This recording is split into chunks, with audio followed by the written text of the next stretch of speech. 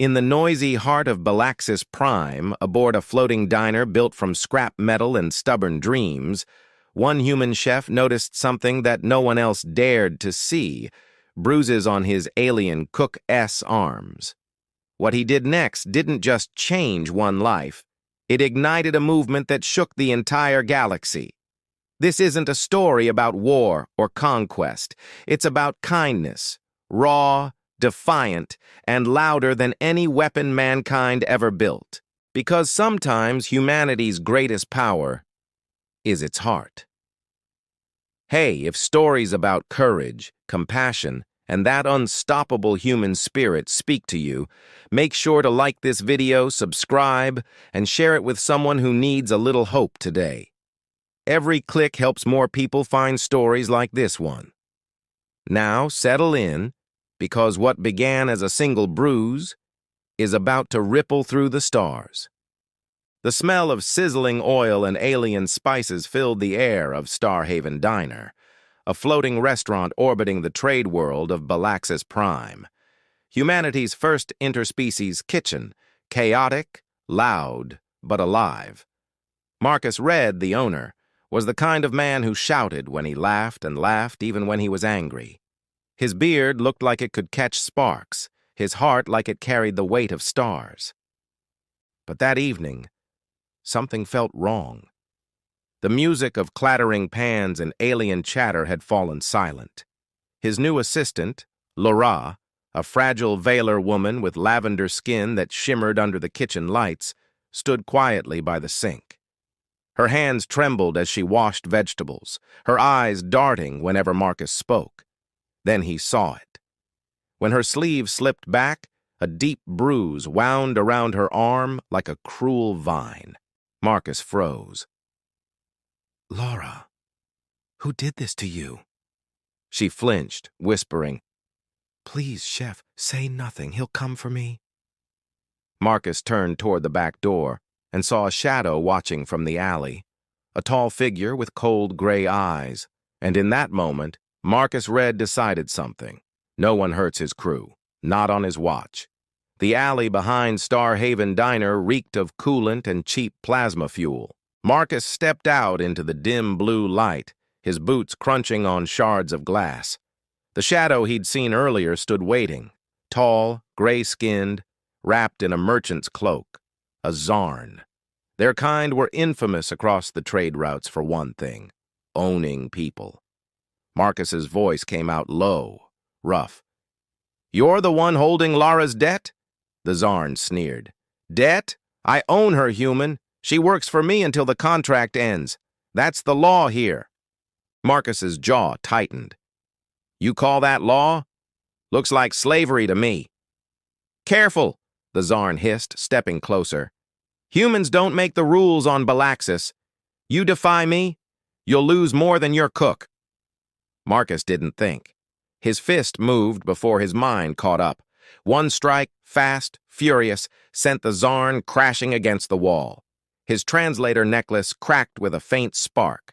Marcus leaned in close. "You touch her again, and I'll feed you to your own cargo hold." Back inside, Elra trembled. "You shouldn't have done that," she whispered. "They always come back." Marcus wiped his hands on his apron and muttered, "Then he'll find out what humanity cooks up when it's angry." Days passed, and for a moment, peace returned. The Starhaven Diner buzzed again with laughter and sizzling sounds.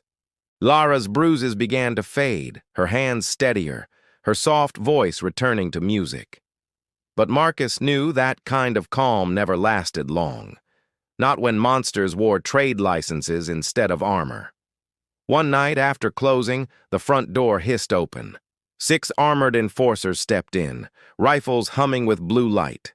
Behind them stood the same Zarn merchant, bandaged, bitter, and smiling like he'd already won. "Marcus Red," he sneered. "You struck a licensed trader. The girl comes with us." Marcus didn't flinch. "She's not your property." "She is until the debt is paid." Marcus sighed softly. "Then I guess I'm done talking." He pressed a small button under the counter. A piercing alarm echoed through the diner, and the walls came alive with flickering hollow screens. Footage of Elra's bruises, her trembling confession, the Zarn's threats. Everything was playing live across the planetary net. Within minutes, media drones outside the diner caught the broadcast. Billions watched as one human chef exposed a galaxy's quiet cruelty. Marcus looked up at the screens and whispered, "Now, let's see who they call civilized." By dawn, the galaxy had already seen it. The footage spread like wildfire, through trade networks, across colonies, and into the cold halls of the Galactic Council. One man's diner, one frightened cook, and one moment of courage had cracked open a truth billions pretended not to see. Across starports and city domes, people gathered in protest. Humans, vilers, and even some of the Zarn's own kind stood side by side. Hollow signs flickered with a single phrase, "No one here is property." News anchors replayed Marcus's voice, calm and furious at once. "You touch her again, and you'll be breathing through a straw." That defiance became a symbol. The chef became a name whispered in back alleys and shouted in council chambers. Within a week, the Galactic Labor Authority voted to suspend all debt servitude contracts. Within a month, entire systems were rewriting their trade codes. And at the heart of it all, Marcus kept cooking. Same kitchen, same apron, same warmth. But now, every meal served under that roof carried a taste of freedom. The Star Haven Diner had become more than a restaurant. It had become hope. Weeks later, Marcus Red stood on the grand stage of the Galactic Assembly, still wearing his stained apron. Billions watched as he faced the council that once ignored voices like Loray's. No speechwriters, no armor, just a cook with calloused hands and a heart that refused to stay quiet. "I didn't plan a revolution," he said, his rough Terran accent echoing across the chamber. "I just saw someone getting hurt and couldn't walk away. Maybe that's what being human really means." The silence that followed was heavy, until the hall erupted in thunderous applause. Even the ambassadors rose to their feet. In that moment, Marcus wasn't just a chef. He was a reminder of what decency looks like when no one else dares to show it. Back on Bellaxis Prime, Elra returned to her post behind the counter, apron spotless, smile bright. When Marcus walked in, she offered him a steaming bowl. "What's this?" he asked. "Freedom soup," she said softly. "Extra spicy, just the way you like it." He laughed, tasting it. "Tastes like victory." Outside, the sign flickered. Star Haven Diner, where humanity begins with kindness. And for the first time in galactic history, kindness had truly shaken the stars.